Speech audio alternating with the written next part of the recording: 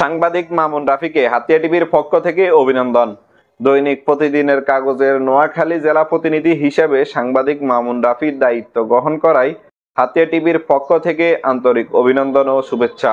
হাতিয়ার মাটি ও মানুষের পক্ষে তিনি সবসময় সরব থেকেছেন। উপজেলার বিভিন্ন অসঙ্গতি, নৌপথে অনিয়ম এবং দুর্নীতির বিরুদ্ধে তার সাহসী সাংবাদিকতা প্রশংসার দাবিদার। সত্য ও ন্যায়ের পথে তিনি কখনো পিছপা হননি, বরং প্রতিকূলতার মাঝেও সত্য উদ্ঘাটনে নির্ভীক ভূমিকা রেখে চলেছেন। তার নির্ভীক সাংবাদিকতার জন্য তিনি শুধু হাতিয়া নয়, সমগ্র নোয়াখালীর গর্বের প্রতীক হয়ে উঠেছেন। সত্য ও ন্যায়ের পক্ষে অবিচল থেকে তিনি হাতিয়ার কৃতি সন্তান হিসেবে নিজেদের অঞ্চলকে গর্বিত করেছেন।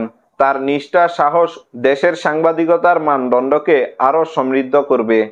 দৈনিক প্রতিদিনের কাগজের জেলা প্রতিনিধি হিসেবে তার নতুন দায়িত্ব আরো সাফল্য বয়ে আনুক, এই শুভকামনাই রইল। হাতিয়া টিভি সবসময় সত্য ও সাহসী সাংবাদিকতার পাশে আছে এবং ভবিষ্যতেও থাকবে। এই ছিল হাতিয়া টিভির বিশেষ আয়োজন, আর আপনাদের সাথে ছিলাম আমি আব্দুর রহমান।